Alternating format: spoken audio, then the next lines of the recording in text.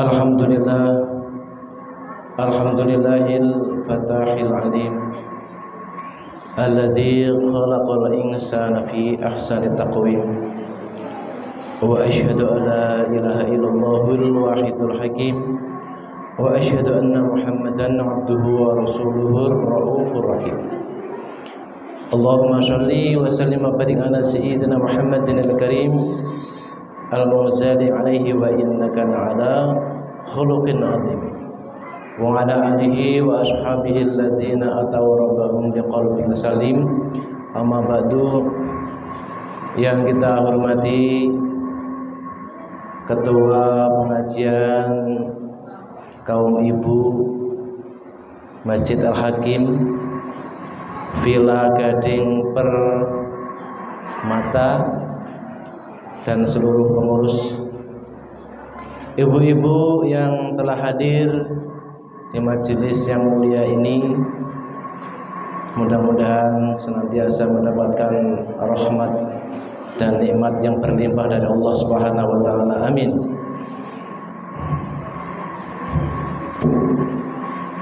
Yang pertama dan utama, kita selalu bersyukur kepada Allah Subhanahu wa taala, di mana di tengah kesibukan kita beraktivitas karena cintanya Allah, Allah masih memberikan kita kesempatan bisa melangkahkan kaki kita di majelis yang mulia, majelis ilmu agama.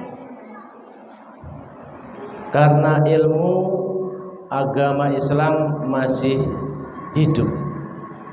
Kalau tidak ada ilmu, tidak ada yang mempelajari ilmu agama, tidak ada yang mengajarkan ilmu agama, maka agama akan hilang. Shalawat dan salam mudah-mudahan senantiasa Allah mencurahkan kepada kekasih kita Nabi Muhammad SAW, kepada keluarganya, sahabatnya dan seluruh umatnya. Dan mudah-mudahan kita dan keluarga kita serta orang-orang yang kita cintai, termasuk yang mendapatkan karunia syafaatnya Rasulullah di hari kiamat kelak, sehingga kita dimasukkan golongannya ahli surga yang masuk surganya Allah tanpa hisab bersama dengan orang-orang yang kita cintai. Amin. Mudah-mudahan ibu-ibu majelis taklim Masjid Al-Hakim Villa Gading Permata mendapatkan karunia dan rahmat Allah, diberikan bahagia di dunia, bahagia di akhirat. Amin. Masih di bulan Syawal, kita mohon maaf lahir dan batin, mengucapkan minal aidin wal faizin. Mudah-mudahan Allah mengampuni segala dosa-dosa kita, kesalahan, kekhilafan serta kealpaan kita. Amin ya rabbal alamin. Ibu-ibu sekalian, ibu-ibu masih ingat ketika ibu di masa atau di usia kecil dulu? Masih ingat ya? Masih ingat? Usia TK, usia SD, masih ingat ya? Perasaan belum lama Pak Ustadz, betul? Itulah ibu-ibu, segala sesuatu selalu dengan perasaan. Jadi perasaan kita, masa kecil kita belum lama ya. Nah, di waktu usia TK, usia SD itu kita semua pasti ditanyai tentang apa? Cita-cita, betul? Cita-citamu pengen jadi apa? Ada pengen jadi dokter, jadi polwan, jadi tukang copet. Oh enggak ya? Jadi tentara, jadi pengusaha, jadi orang kaya, begitu ya? Kita melewati perjalanan hidup dari usia SD, usia TK, SMP, SMA, sampai kita berumah tangga, sampai kita di usia yang sekarang ini. Ibu-ibu masih punya cita-cita apa tidak? Nih ibu sebelah sini nih saya tanya, ibu masih punya cita-cita tidak? Sebelah sini, ibu masih punya cita-cita tidak? Pengurus masih punya cita-cita tidak? Cita-citanya apa sekarang ini? Pengen masuk surga. Apalagi cita-citanya? Pengen masuk surga, apalagi? Pengen jadi orang kaya, masih itu. Pengen jadi apa lagi ibu-ibu? Ayo.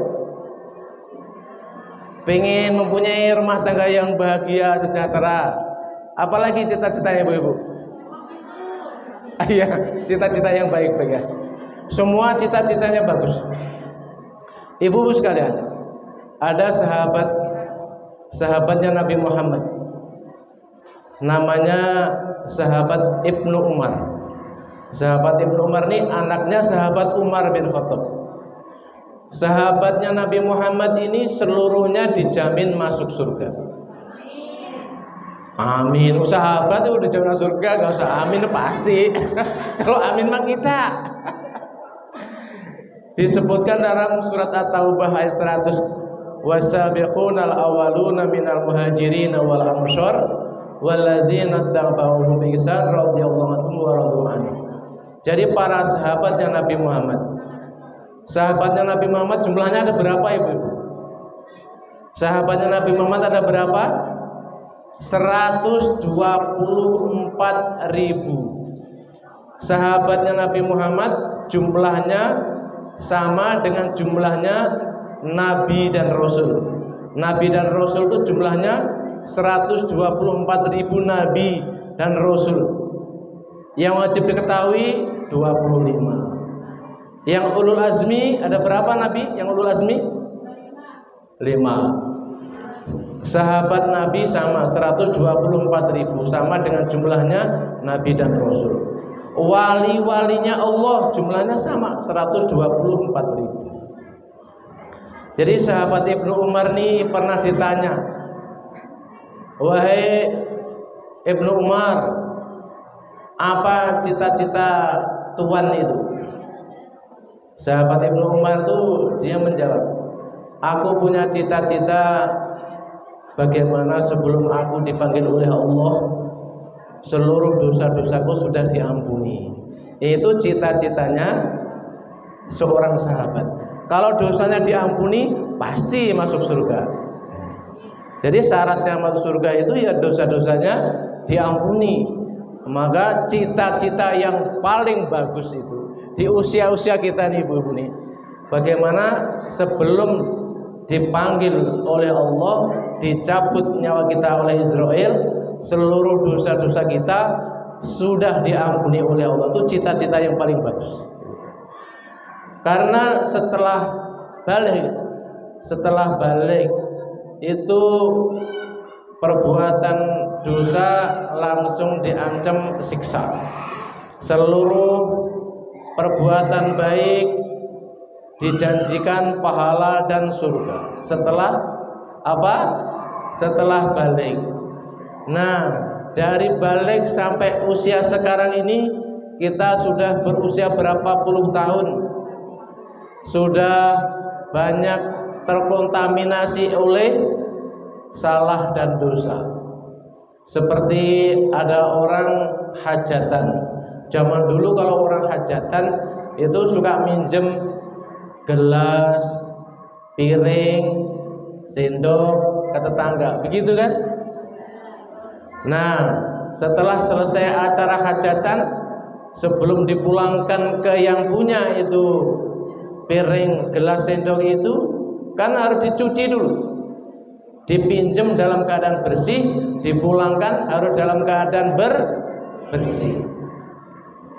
Sampai di rumah yang punya barang, sampai di rumah yang punya piring, gelas, sendok itu dicek lagi. Kok ada piring yang bersih, gelas, sendok yang bersih, langsung dimasukkan di lemari. Ada piring, gelas, sendok yang kotor, dicuci dulu. Ada gelas, piring kok pecah, langsung dibuang ke tempat sampah. Jadi tamsilnya seperti itu. Misalnya kita datang ke alam dunia ketika lahir dulu dalam keadaan bersih, betul?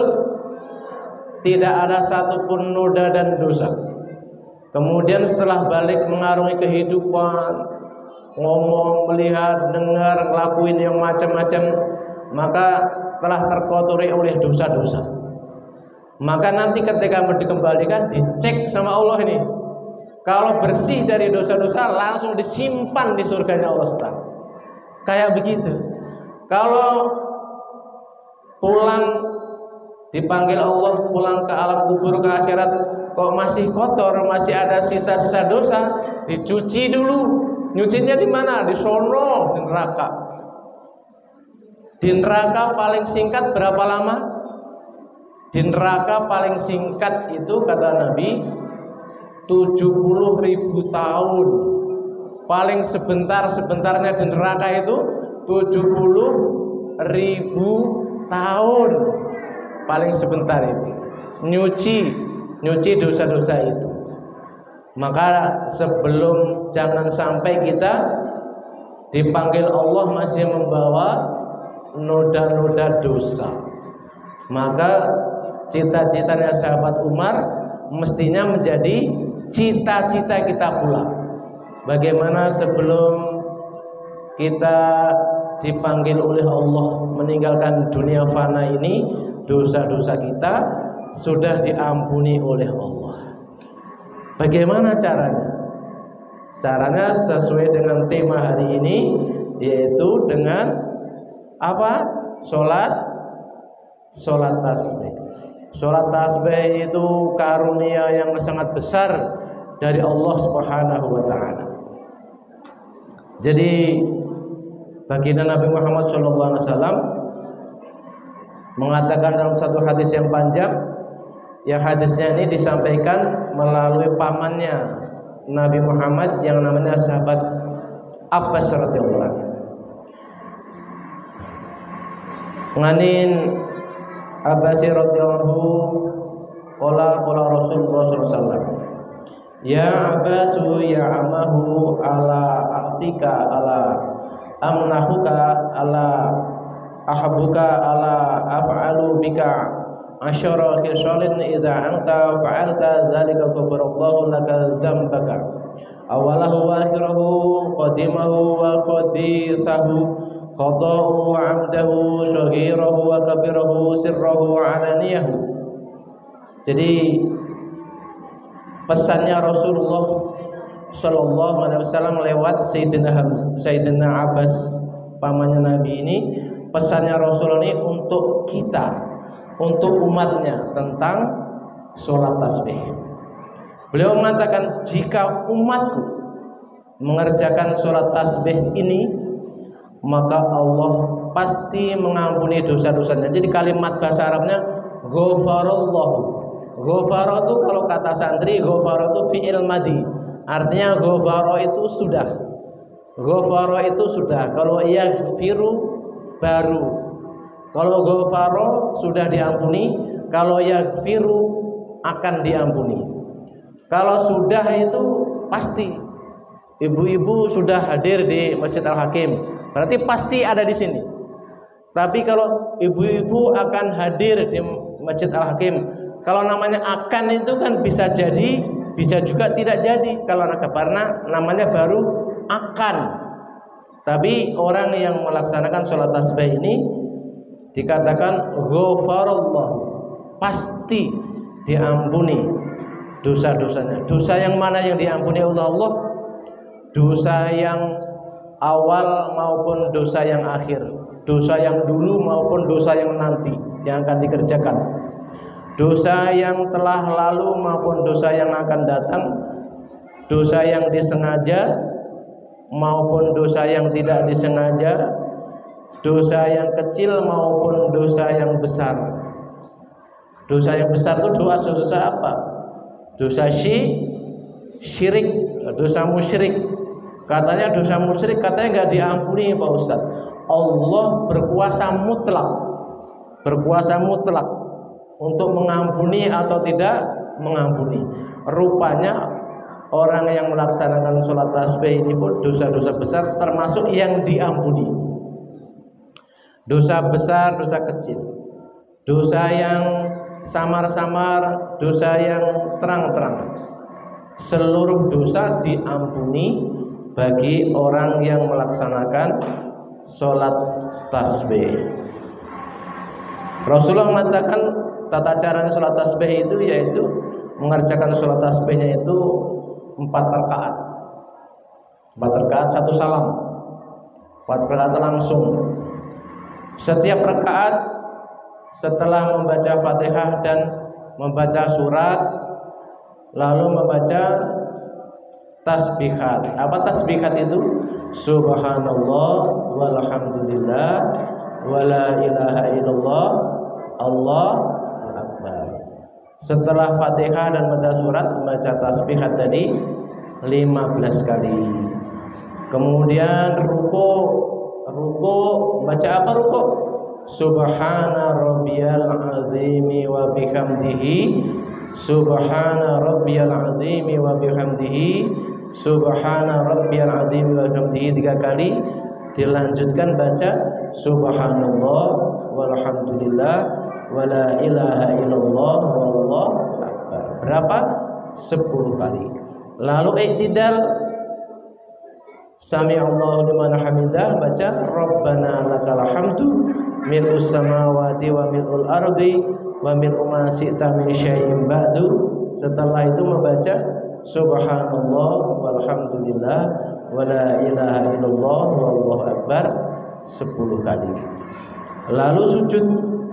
Di sujud membaca apa? Subhana rabbiyal a'la wa bihamdihi, subhana rabbiyal a'la wa bihamdihi, subhana rabbiyal a'la wa bihamdihi. Lanjut baca subhanallah walhamdulillah wala ilaha illallah wallahu akbar. Berapa? 10 kali. Lalu duduk di antara 2 sujud, baca apa? Rabbighfirli warhamni wajburni warfa'ni warzuqni wahdini wa'afini wa'fu anni. Lanjut baca subhanallah walhamdulillah wala ilaha illallah wallahu akbar. Berapa? 10 kali. Lalu sujud lagi. Biasa setelah selepas sujud baca subhana rabbiyal a'la wa bihamdihi 3 kali. Lanjut baca subhanallah walhamdulillah wala ilaha illallah wallahu akbar 10 kali. Setelah sujud yang kedua ini tidak langsung berdiri, bangun duduk, posisinya seperti duduknya at-tahiyat awal. Baca tasbih dulu 10 kali, subhanallah walhamdulillah wala ilaha illallah wallahu akbar 10 kali, baru berdiri. Rakaat kedua sama, rakaat ketiga, rakaat keempat sama seperti itu. Jadi berarti jumlahnya setiap rakaat membaca tasbihnya jumlahnya berapa? 75 kali 4. Berapa itu?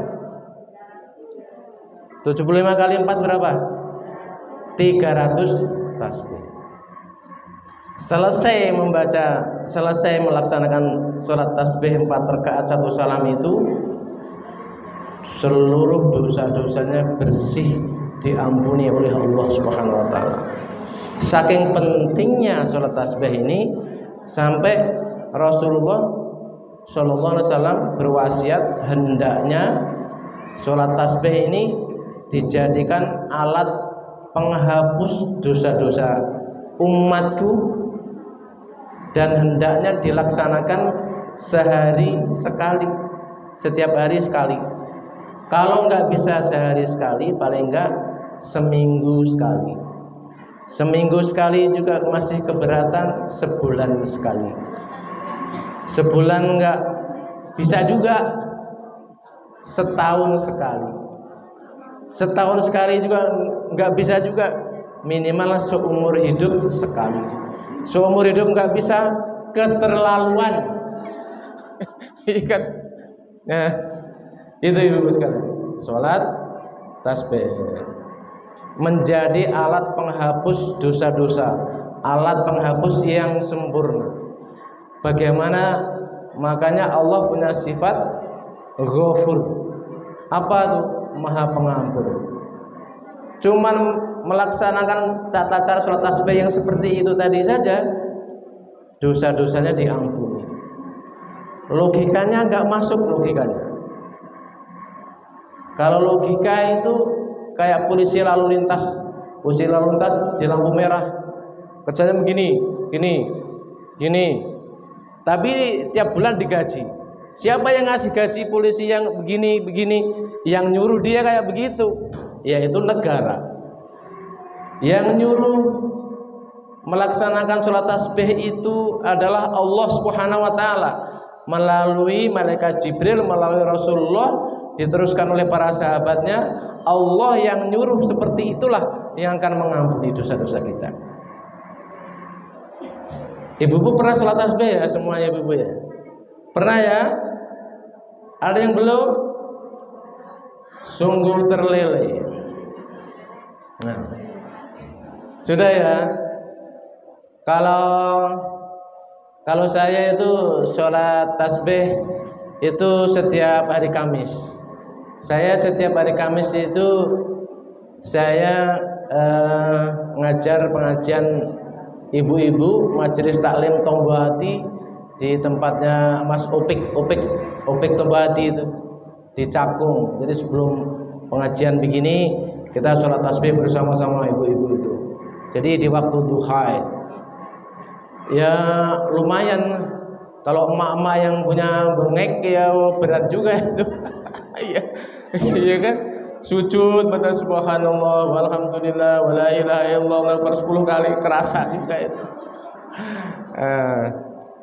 Makanya jangan punya sakit bengek lah. Orang sakit ampek tuh orang yang biasa menahan marah, menahan kesel sama suami, akhirnya sakit ampek gitu. Perlu dipraktekin ibu. Siapa yang mau praktek? Sampai selesai 1 juta ya. Jadi ya begitu teorinya ya. Jadi bagaimana niatnya sholat tasbih itu? Usolli sunatat tasbihi arba'a raka'atin mustaqbilal qiblati lillahi ta'ala. Kalau sendiri ya. Boleh berjamaah Pak Ustadz? Berjamaah boleh. Jadi agama itu simpel itu. Selagi tidak ada hukum yang melarang, tidak ada hukum yang nas melarang, berarti boleh. Kecuali ada hukum yang melarang, maka tidak boleh dilakukan.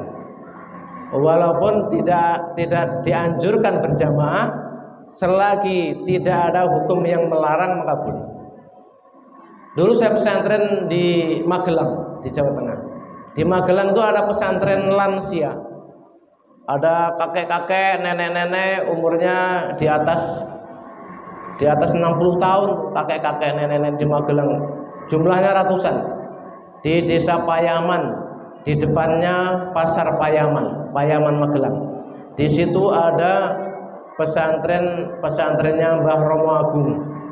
Mbah Romo Agung ini dulu pesantren di Mekah bersama-sama 3 orang. Namanya aslinya Mbah Sirot Payaman, Mbah Dalhar waktu Congor Magelang Selatan itu, sama Mbah Kiai Maksum Krapiak Jogja. Pertama kali Mbah Maksum itu mendirikan pondok pesantren hafal Quran pertama kali di Indonesia. Mbah Dalhar waktu Congor Magelang Selatan itu pesantren fikih pertama kali di Indonesia. Kalau di Magelang di Payaman itu Mbah Sirot itu pesantren Nahwu Sorop pertama kali di Indonesia. Beliau bertiga pesantren di Mekah. Mbah Sirot Mbah Romo Agung itu zaman Belanda masjidnya dibom, luncurin bom oleh Belanda dari Jogja. Bomnya itu jatuh di depan masjid. Begitu bomnya jatuh berubah jadi batu. Kalau itu sekarang jadi tempat penziarahan.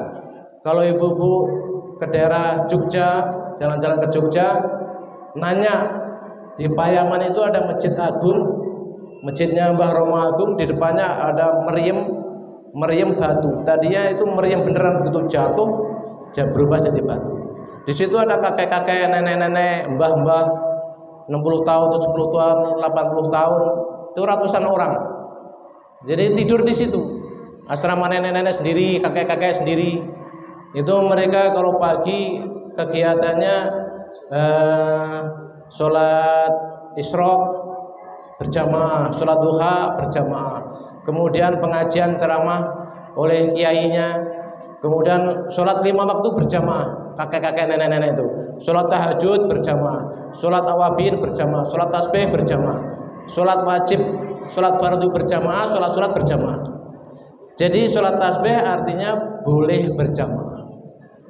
Jadi selagi tidak ada larangan maka boleh.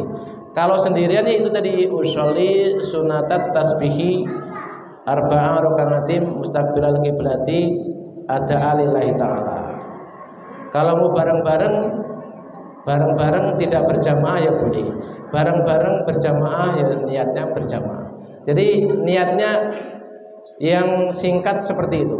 Kalau ada kalimat yang lainnya juga tidak apa-apa. Niatnya seperti itu. Bisa dipahami ibu-ibu, bisa? Bisa. Ada yang belum bisa dipahami boleh ditanyakan tentang sekitar sholat tasbih dulu ya. Ada yang ditanyakan? Silakan. Nanti malam langsung sholat tasbih. Siap. Boleh.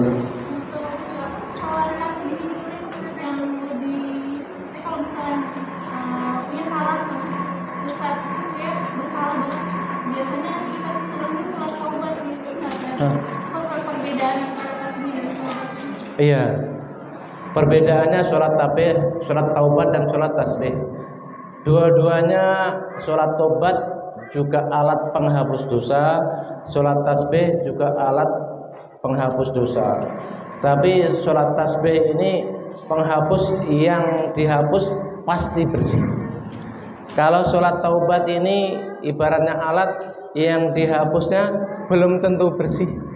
Kan ibu-ibu pernah menghapus di papan tulis ya, spidol atau apa. Kalau penghapusnya nih kurang bagus kan, dihapus nih kan kadang-kadang nggak langsung bersih ya. Contohnya seperti itu. Tapi kalau sholat tasbih ini alat penghapus dosa, di mana yang dihapus sudah pasti bersih gitu. Kalau yang sholat tobat belum tentu bersih gitu.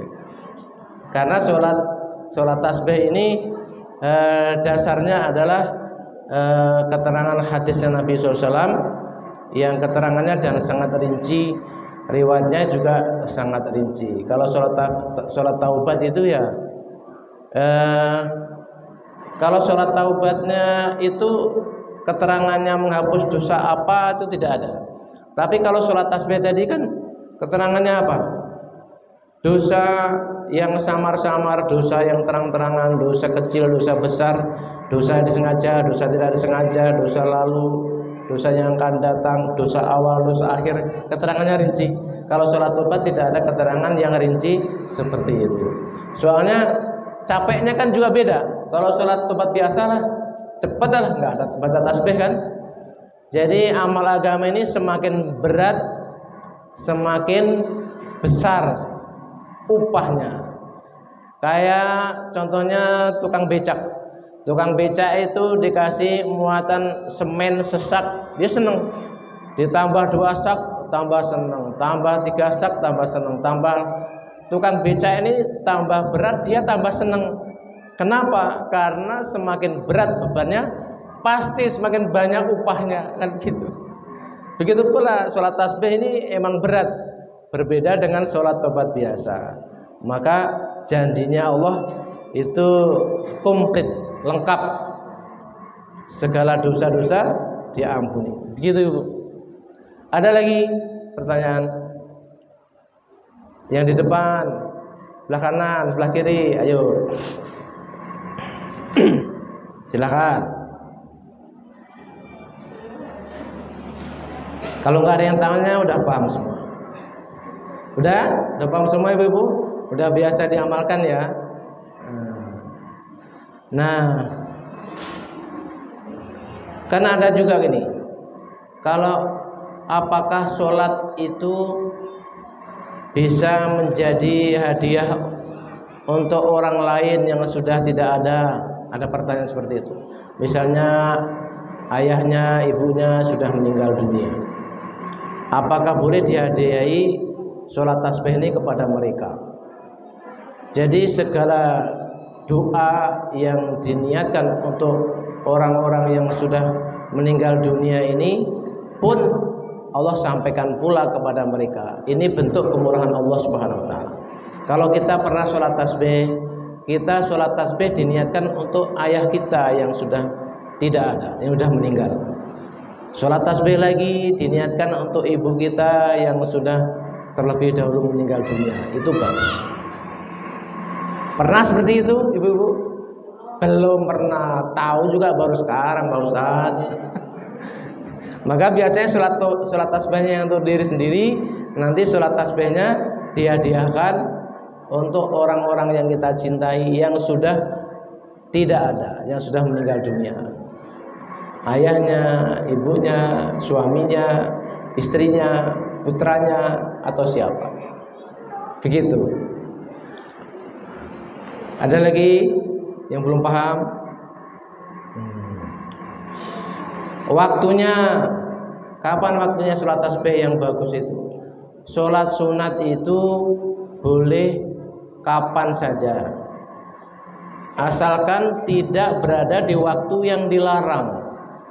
Kapan waktu yang dilarang untuk sholat sunat? Yaitu setelah sholat fardu asar. Setelah sholat fardu asar ini tidak boleh melaksanakan sholat sunat, kecuali sholat jenazah. Habis sholat asar ada orang meninggal yang harus disolatkan, itu nggak apa-apa. Setelah sholat asar tidak boleh melaksanakan sholat sunat. Setelah sholat fardu subuh juga tidak boleh melaksanakan sholat sunat sampai masuknya waktu duha. Berapa lama dari sholat subuh ke waktu duha itu? Ukurannya 90 menit dari masuknya waktu subuh, ibu. Kalau subuhnya misalnya jam 4.30, jam 4.30 ditambah 90 menit, berarti jam berapa itu? Jam 6, kurang lebih jam setengah 7 lah. Nah, jam setengah 7 boleh melaksanakan sholat sunat.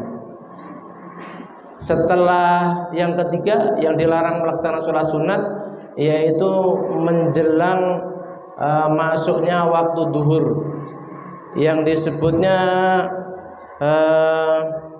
jadi kalau kita menancapkan benda, menancapkan kayu atau menancapkan lidi di tanah begitu, kayu atau lidi yang kita tancapkan itu tidak ada bayangannya, tidak ada bayangannya, berarti mataharinya persis di atas benda itu. Nah, di saat itulah tidak boleh melaksanakan sholat sunat. Alasannya apa? Alasannya di dalam kitab Riyadhus Shalihin itu ada hadis Nabi mengatakan di menjelang waktu duhur itu ya kira-kira jam setengah 12 lah kurang lebih, itu saat api neraka sedang dinyalakan oleh Allah, dan orang-orang para penyembah api sedang melaksanakan persembahyangan. Penyembah api itu siapa? Orang Majusi. Orang Majusi itu penyembah api. Kemudian waktu setelah fardu asar, setelah fardu subuh itu sama. Orang-orang penyembah api itu mereka sedang melaksanakan persembahyangan. Kita tidak boleh melaksanakan sembahyang di saat mereka melakukan persembahyangan itu, yang seolah-olah menyerupai waktunya sembahyangnya mereka. Coba kalau orang-orang yang apa ini kayak lilin apa yang kayak kembang api itu, kalau orang-orang Cina itu jam-jam segitu dia ngadep ngetan. Kalau sore gini ngadep ngulon gini. Itu sore, pagi dan sore mereka melaksanakan persembahyangan itu. Selain itu boleh. Tapi kalau saya sendiri gitu, tidak memimpin orang lain sholat tasbih itu, kalau saya sendiri saya kerjakan malam. Setelah sholat taubat, sholat tahajud, sholat hajat, kemudian sholat tasbih. Sholat tasbihnya setelah sholat tahajud. Jadi sholat-sholat sunat, doa-doa, munajat di tengah malam itu lebih makbul dibanding waktu-waktu yang lain. Kenapa? Karena para malaikat-malaikatnya Allah, para nabi-nabi Allah, para wali-walinya Allah, mereka sedang menghadap Allah, sedang berdiri sholat, mengangkat tangan, bermunajat, berdoa kepada Allah. Namanya waktu istijrat. Waktu istijrat itu jam 12 malam ke atas sampai masuknya waktu fajar. Itu seluruh wali-walinya Allah, para malaikat Allah, para nabi-nabi, para rasul-rasul, mereka sedang beribadah kepada Allah. Maka di saat itulah doa-doa dikabul. Seperti ibu-ibu, kalau ibu-ibu di jalan raya itu ada rombongan presiden misalnya, atau rombongannya orang penting lah, mereka dikawal oleh mobil motor patwal polisi itu, ya pakai sirene itu kan jadi jalan yang macet terbuka, ya kan, terbuka. Kita ngekor di belakangnya, seharusnya macet gak kena macet itu, jadi lancar kita ngekor di belakangnya itu. Nah sama, jam 12 malam ke atas sampai waktu fajar itu waktu istijrat, waktunya para kekasih-kekasih Allah, mereka sedang beribadah, bermunajat kepada Allah. Kita ngikut di waktu itu, maka langsung tidak ada nanti doa-doa kita, munajat kita langsung sampai, tidak ada hijab sama sekali, langsung sampai kepada Allah Subhanahu wa taala. Itu. Maka milihnya yang paling bagus jam 12 malam ke atas. Seandainya berat rasanya ya setelah isya boleh, setelah maghrib boleh, waktu duha boleh. Jadi agama itu meringankan, tidak memberatkan. Mana kita yang mau. Begitu ibu. Ada pertanyaan lagi tidak? Sudah jam 12:30. Sampai jam berapa? Jam 11? Jam 11 ya? Nah, itu sholat tasbih. Jadi ibu-ibu sekalian rahimakumullah, selain sholat fardu itu, memang sholat sunat itu perlu dan penting untuk kita lakukan.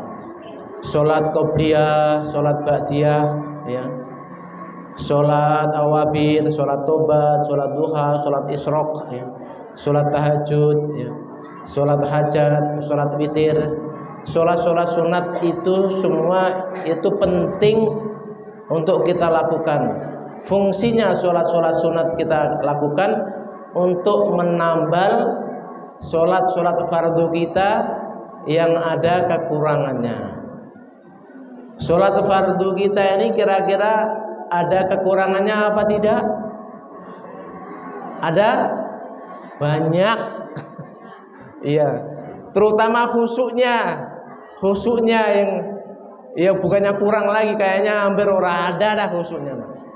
Ya, seandainya ada alat yang bisa merekam, memfoto hati kita ketika sholat, ya, mulai takbiratul ihram sampai salam, kemudian setelah salam, setelah kita selesai sholat, alat yang merekam memvideo hati kita tadi disetel begitu.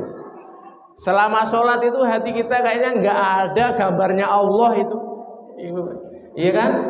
gambarnya ikan asin, sayur asem, lalapan, sambal jemuran, ini kan uang 100.000, ya kan, uang 50.000, wajah suaminya, wajah mantannya, wajah anaknya, macam-macam rupa-rupa, warna-warni hati kita ini. Jadi tulisan Allah itu hampir tidak ada hati kita. Kekurangan sholat kita itu di situ. Makanya perlu melaksanakan sholat-sholat sunat itu. Kalau ada kekurangan di lebah manapun lah istilahnya. Kalau pada bahasa orang Betawi, di lebah manapun kekurangan sholat fardu kita itu akan ditambal dengan sholat-sholat sunat yang kita lakukan. Gitu. Kecuali simpanan sholat fardunya banyak gitu. Maksudnya bagaimana simpanan sholat fardunya banyak Pak Ustaz? Kalau kiai-kiai itu, kiai-kiai zaman dulu itu, kiai di kampung itu, ada orang Islam sekampung, laki-laki perempuan bisa sholat karena yang mengajari Pak Kiai itu. Gitu. Maka sholatnya orang sekampung laki-laki perempuan itu pahalanya ngalir ke Pak Kiai satu orang itu. Berarti si Pak Kiai itu simpanan sholat fardunya banyak sekali, kayak begitu. Nah, paling tidak kalau kita ini ibu-ibu ini simpanan sholatnya di putra putrinya tadi nggak tahu sholat bagaimana, ibu-ibu ajarin bacaannya sholat ini, maka pahala sholatnya putra putrinya ibu-ibu otomatis mengalir ke buku catatan ibu-ibu semuanya atau ayahnya tanpa mengurangi pahala sholatnya putra putri ibu itu. Gitu. Makanya siapa yang meneruskan, siapa yang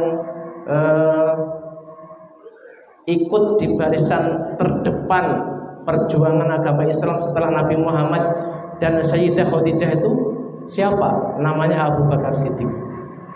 Abu Bakar Siddiq itu namanya Abu Bakar. Kenapa diberi gelar Siddiq? Karena orang yang membenarkan kenabian Nabi Muhammad pertama kali ya Abu Bakar itu, setelah istrinya Nabi Muhammad Khadijah. Maka surganya Abu Bakar Siddiq, pahalanya sahabat Abu Bakar Siddiq, pahalanya Abu Bakar Siddiq satu orang itu, satu orang namanya sahabat Abu Bakar Siddiq itu, pahala dia ditimbang dengan pahala umat Islam sampai kiamat itu masih berat pahalanya satu orang namanya Abu Bakar Siddiq itu sekali. Karena seluruh pahala ibadahnya umat Nabi Muhammad sampai kiamat mengalir ke bukunya Abu Bakar Siddiq itu. Nah, keren kayak begitu. Dia simpanannya banyak sekali gitu. Kalau kita ini tidak banyak mempunyai simpanan ya sholat fardu kita, ya kita sendiri yang menyempurnakan dengan cara rajin-rajin melaksanakan sholat-sholat sunnah seperti itu. Bisa dipahami ibu-ibu? Bisa. Sholat qobliyah duhur minimal dua qobliyah duhur 2 rakaat, ba'diyah duhur 2 rakaat. Sebenarnya yang paling bagus 4 rakaat. Qobliyah asar 2 rakaat. Yang paling bagus qobliyah asar itu 4 rakaat. Nabi mengatakan siapa yang melaksanakan sholat qobliyah asar kok 4 rakaat, maka orang itu selalu dicucuri oleh rahmatnya Allah. Rahmat itu apa? Coba saya tanya ibu-ibu. Rahmat itu apa? Rahmat itu apa ibu? Kasih sayangnya Allah, kemurahannya Allah itu. Dengan 4 rakaat sebelum asar. Kalau qobliyah maghrib itu boleh, tapi tidak begitu ditekankan sebagaimana ba'diyah maghrib. Qobliyah maghrib itu, qobliyah maghrib 2 rakaat. Kalau saya kadang-kadang sering tidak, walaupun kadang-kadang qobliyah juga, tapi seringnya tidak qobliyah. Tapi kalau ba'diyah pasti ba'diyah maghrib. Qobliyah isya, ba'diyah isya, qobliyah subuh tuh harus diusahakan, qobliyah subuh tuh harus itu. Tidak ada ba'diyah subuh. Kadang-kadang ada orang baru belajar ibadah gitu ya, selama berpuluh-puluh tahun nggak jalanin ibadah, itu mendengar pengajian di HP, kemudian semangat ibadah sampai ada ba'diyah subuh. Habis sholat subuh ada ba'diyah, seolah-olah benar tapi ternyata malah salah. Tidak ada ba'diyah subuh. Kadang-kadang saya juga ngelihat itu di masjid besar itu di depan pesantren Al-Ghazali. Saya kan imam masjid. Kadang-kadang saya ngelihatnya habis asar ada orang sholat ba'diyah asar, seolah-olah ini ibadah tapi ternyata malah salah, karena tidak boleh ada sholat sunat setelah asar dan setelah subuh gitu. Itu untuk pembahasan inti pada hari ini, yaitu sholat tasbih. Ibu-ibu sekalian, gini, pepatahnya kan gini, mendengar hasilnya lupa. Orang mendengar tuh hasilnya lupa. Orang melihat hasilnya tahu. Tapi kalau orang mau amal, mau praktek, hasilnya paham. Padahal ilmu itu kita pengennya bukan sekedar tahu tapi paham. Maka mau tidak mau harus diamalkan, harus dipraktekkan sholat tasbih ini. Itu ya. Nah, yang biasanya sholat tasbih untuk dirinya sendiri, nanti sholat tasbih dihadiahkan untuk orang-orang yang kita cintai yang sudah meninggal. Sampai ke sana. Kita nggak usah terlalu mendengarkan orang-orang Wahabi yang sedikit-sedikit bid'ah, khurafat, dosa, neraka. Kita susah kalau dengerin mereka itu. Nggak bisa amal. Jadi maka ada istilahnya ada istilah Ustadz Palu, ada istilah Ustadz Catut itu nyabut paku itu catut. Kalau Ustadz yang tukang ngencengi ibadahnya umat, ngencengi amalnya umat, itu Ustadz Palu, tukang ngencengin. Jadi yang mau copot-copot dikencengin, yang kendor-kendor ibadahnya kasih semangat supaya kenceng, itu Ustadz Palu. Kalau saya pilih kriteria Ustadz Palu. Kalau tukang ngendori, nggak boleh ini bid'ah, dosa, hadisnya lemah, nggak ada dasarnya, orang udah ibadah akhirnya nggak mau ibadah, itu namanya Ustadz Catut. Tukang ngendor-ngendori amal ibadahnya umat. Kalau memang salah, jangan disalahkan, tapi tunjukkan yang benarnya bagaimana. Soalnya Kanjeng Nabi Muhammad SAW itu kalau melihat ada orang salah, Nabi Muhammad itu tidak menyalahkan, tapi ditunjukkan yang benarnya seperti apa. Salah, bukan begitu. Ditunjukkan yang benarnya seperti apa. Kalau memang salah itu yang benar seperti apa. Jangan sekedar menyalahkan, tapi tidak dikasih solusi, tidak dikasih petunjuk yang benarnya seperti apa.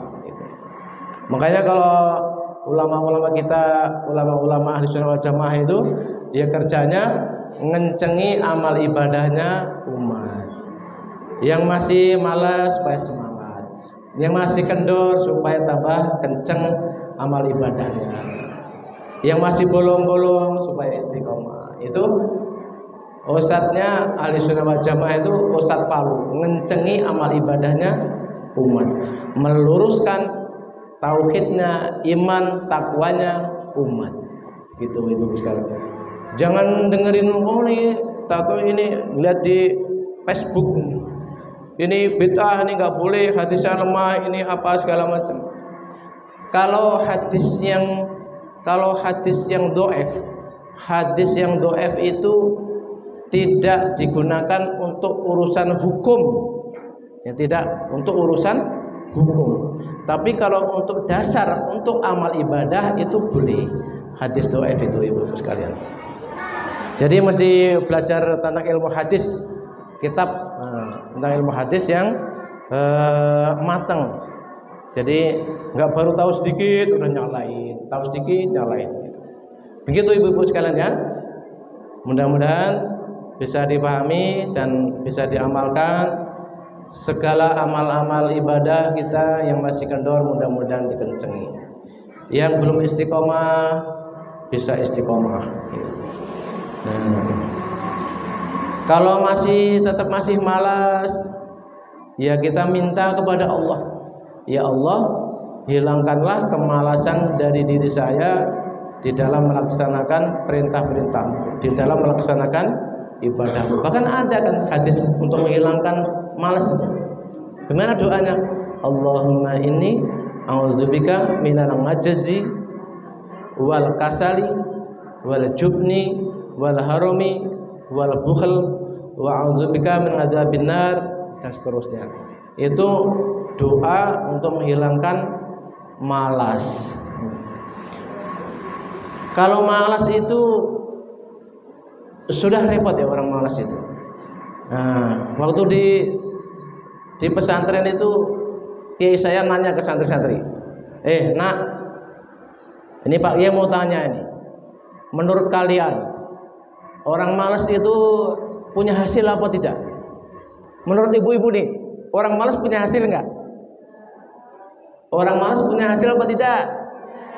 Punya. Orang malas itu punya hasil. Hasilnya orang malas apa? Hasilnya orang malas tidak punya hasil. Itu hasilnya. Jadi orang malas itu punya hasil, hasilnya tidak punya hasil itu. Jadi tidak punya hasil itulah hasilnya orang malas gitu. Kalau orang lawan katanya malas itu apa? Rajin. Orang yang rajin, waktu yang sedikit dapat banyak.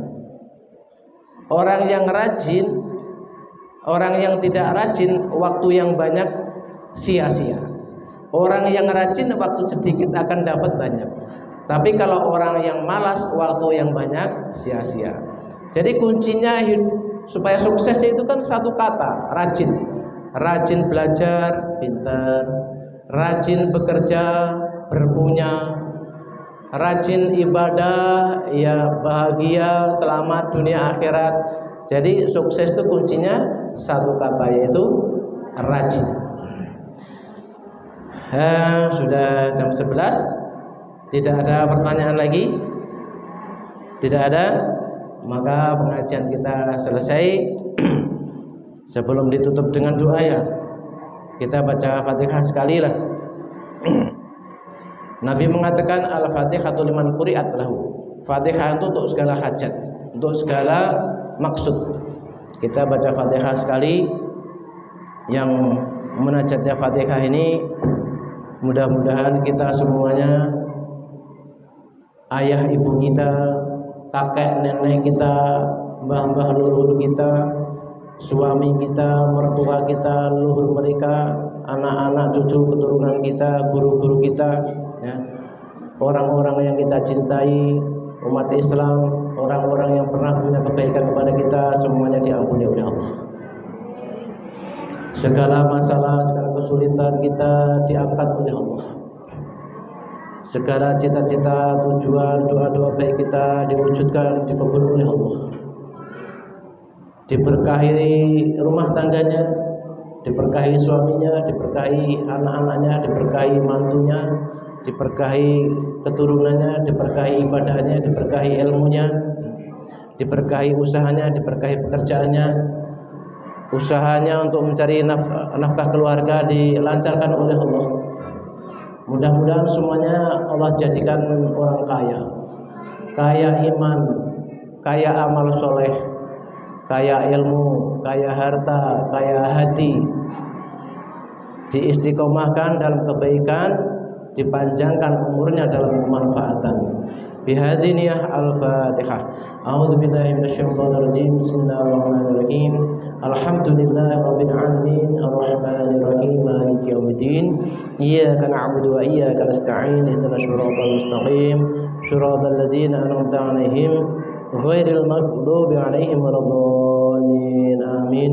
Allahumma shalli ala sayyidina Muhammad wa ala ali sayyidina Muhammad sayyidil awwalin wal akhirin wa sallim radhiyallahu ta'ala an sahabati Rasulillah ajma'in alhamdulillahi rabbil alamin hamdan syakirin hamdan na'imin hamdan zakirin hamdan yuafi ni'amahu wa yukafi mazidah ya rabbana lakal hamdu kama yanbaghi li jalali wajhikal karim wa 'azimi sultanik la ilaha illa anta subhanaka inni kuntu minadh dhalimin rabbana hab lana min azwajina wa dhurriyyatina qurrata a'yun waj'alna lil muttaqina imama waj'alna lil muttaqina imama waj'alna lil muttaqina imama rabbana la tuzigh qulubana ba'da idh hadaytana wa hab lana min ladunka rahmatan innaka antal wahhab Allahumma inna nas'aluka al-yusra wal 'afiyah Allahumma khtim lana bi husnil khatimah Rabbana taqabbal minna du'ana innaka antas samiul alim wa tub 'alaina innaka antat tawwabur rahim Rabbana atina fid dunya hasanah wa fil akhirati hasanah wa qina adzabannar wa sallallahu ala sayyidina Muhammadin nabiyil ummi wa ala alihi wasallim subhana rabbika rabbil izzati 'amma yasifun wa salamun alal mursalin walhamdulillahi rabbil alamin. Mudah-mudahan diberikan kefahaman oleh Allah, bisa semakin semangat, semakin berkualitas iman dan amal kita di sisi Allah Subhanahu wa taala. Bila taufiq hidayah. Wassalamualaikum warahmatullahi wabarakatuh.